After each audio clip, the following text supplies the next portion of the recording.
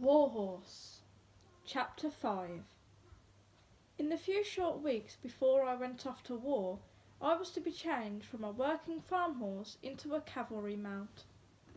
It was no easy transformation, for I resented deeply the tight disciplines of the riding school and the hard, hot hours out on manoeuvres on the plain. Back at home with Albert, I had revelled in the long rides along the lanes and over the fields, and the heat and the flies had not seemed to matter. I had loved the aching days of ploughing and harrowing alongside Zoe, but that was because there had been a bond between us, of trust and devotion. Now there were endless tedious hours circling the school. Gone was the gentle snaffle bit that I was so used to, and in its place was an uncomfortable, cumbersome Weymouth that snagged the corners of my mouth and infuriated me beyond belief. But it was my rider that I disliked more than anything in my new life. Corporal Samuel Perkins was a hard, gritty little man, an ex-jockey, whose only pleasure in life seemed to be the power he could exert over a horse. He was universally feared by all troopers and horses alike. Even the officers, I felt, went in trepidation of him, for he knew, it seemed, all there was to know about horses, and had the experience of a lifetime behind him. And he rode hard and heavy-handed. With him, the whip and the spurs were not just for show. He would never beat me or lose his temper with me. Indeed, sometimes when he was grooming me, I think maybe he quite liked me, and I certainly felt for him a degree of respect. But this was based on fear and not love. In my anger and unhappiness, I tried several times to throw him off, but never succeeded. His knees had a grip of iron, and he seemed instinctively to know what I was about to do. My only consolation in those early days of training were the visits of Captain Nichols every evening to the stables. He alone seemed to have the time to come and talk to me, as Albert had done before. Sitting on an upturned bucket in the corner of my stable, a sketchbook on his knees, he would draw me as he talked. "I've done a few sketches of you now," he said one evening, "and when I've finished this one, I'll be ready to paint a picture of you. It won't be Stubbs, it'll be better than Stubbs, because Stubbs never had a horse as beautiful as you to paint. I can't take it with me to France, no point, is there? So I'm going to send it off to your friend Albert, just so that he'll know that I meant what I said when I promised I would look after you." He kept looking up and down at me as he worked, and I longed to tell him how much I wished he would take over my training himself, and how hard the corporal was, and how my sides hurt and my feet hurt. To be honest with you, Joey, I hope this war will be over before he's old enough to join us, because you mark my words, it's going to be nasty, very nasty indeed. Back in the mess, they're all talking about how they'll set about Jerry, how the cavalry will smash through them and throw them clear back to Berlin before Christmas. It's just Jamie and me. We're the only ones that don't agree, Joey. We have our doubts, I can tell you that. We have our doubts. None of them in there seem to have heard of machine guns and artillery. I tell you, Joey, one machine gun operated right could wipe out an entire squadron of the best cavalry in the world, German or British. I mean, look what happened to the Light Brigade at Balaclava when they took on the Russian guns. None of them seem to remember that. And the French learned the lesson in the Franco-Prussian War. But you can't say anything to them, Joey. If you do, they'll call you defeatist or some such rubbish. I honestly think that some of them in there Only want to win this war if the cavalry can win it. He stood up, tucked his sketchbook under his arm, and came over towards me and tickled me behind the ears. You like that, old son, don't you? Below all that fire and brimstone, you're a soppy old date at heart. Come to think of it, we have a lot in common, you and I. First, we don't much like it here, and rather be somewhere else. Second, we've neither of us ever been to war, never even heard a shot fired in anger, have we? I just hope I'm up to it when the time comes. That's what worries me more than anything, Joey. 'Cause I tell you, and I haven't even told Jamie this, I'm frightened as hell.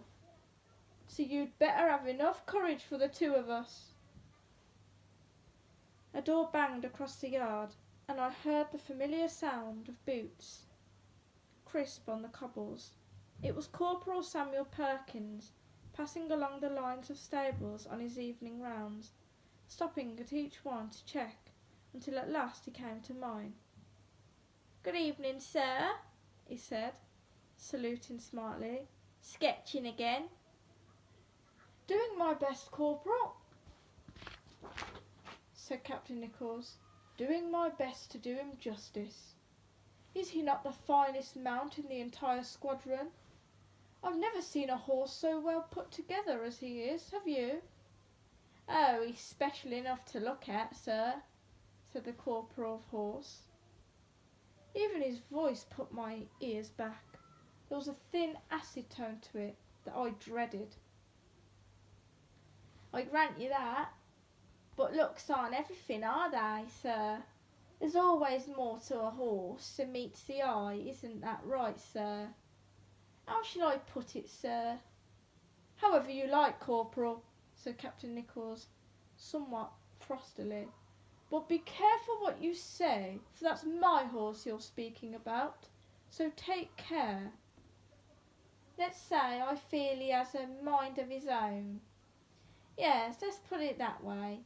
He's good enough out on manoeuvres, a real stayer, one of the very best, but inside the school, sir, he's a devil, and a strong devil too.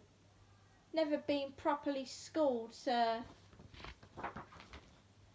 You can tell that. Farm horse he is, and farm trained. If he's to make a cavalry horse, sir, he'll have to learn to accept the disciplines. He has to learn to obey instantly and instinctively. You don't want a prima donna under you when the bullets start flying." "Fortunately, Corporal," said Captain Nichols, "fortunately this war will be fought out of doors and not indoors. I asked you to train Joey because I think you are the best man for the job. There's no one better in the squadron. But perhaps you should ease up on him just a bit. You've got to remember where he came from. He's a willing soul, he just needs a bit of gentle persuasion, that's all. But keep it gentle, Corporal, keep it gentle. I don't want him soured. This horse is going to carry me through the war, and with any luck, out the other side of it. He's special to me, Corporal, you know that. So make sure you look after him as if he were your own. Your own, won't you? We leave for France in under a week now. If I had the time, I'd be schooling him on myself, but I'm far too busy trying to turn troopers into mounted infantry. A horse may carry you through, Corporal, but he can't do your fighting for you. And there's some of them still think they'll only be needing their sabres when they get out there. Some of them really believe that flashing their sabres around will frighten Jerry all the way home. I tell you, they have got to learn to shoot straight. We'll all have to learn to shoot straight if we want to win this war." "Yes, sir," said the corporal with a new respect in his voice. He was more meek and mild now than I'd ever seen him. And Corporal, said Captain Nichols, walking towards the stable door, I'd be obliged if you would feed Jerry up somewhat. He's lost a bit of condition, gone back a bit, I'd say. I shall be taking him out myself on final manoeuvres in 2 or 3 days, and I want him fit and shining. He's to look the best in the squadron. It was only in that last week of my military education that I began at last to settle into the work. Corporal Samuel Perkins seemed less harsh towards me after that evening. He used the spurs less and gave me more rein. We did less work now in the school and more formation work on the open plains outside the camp. I took the Weymouth bit more readily now and began to play with it between my teeth, as I had always done with the snaffle. I began to appreciate the good food, and the grooming and the buffing up, all the unending attention and care that was devoted to me. As the days passed, I began to think less and less of the farm and old Zoe, and of my early life, but Albert, his face and his voice, stayed clear in my mind, despite the unerring routine of the work that was turning me imperceptibly into an army horse.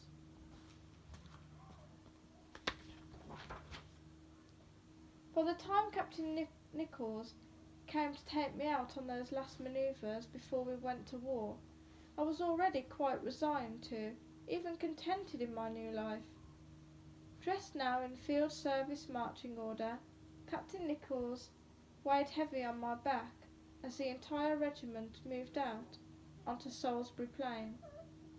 I remember mostly the heat and the flies that day, for there were hours of standing about in the sun, waiting for things to happen. Then, with the evening sun spreading and dying along the flat horizon, the entire regiment lined up in echelon for the charge, the climax of our last manoeuvres. The order was given to draw swords, and we walked forward. As we waited for the bugle calls, the air was electric with anticipation.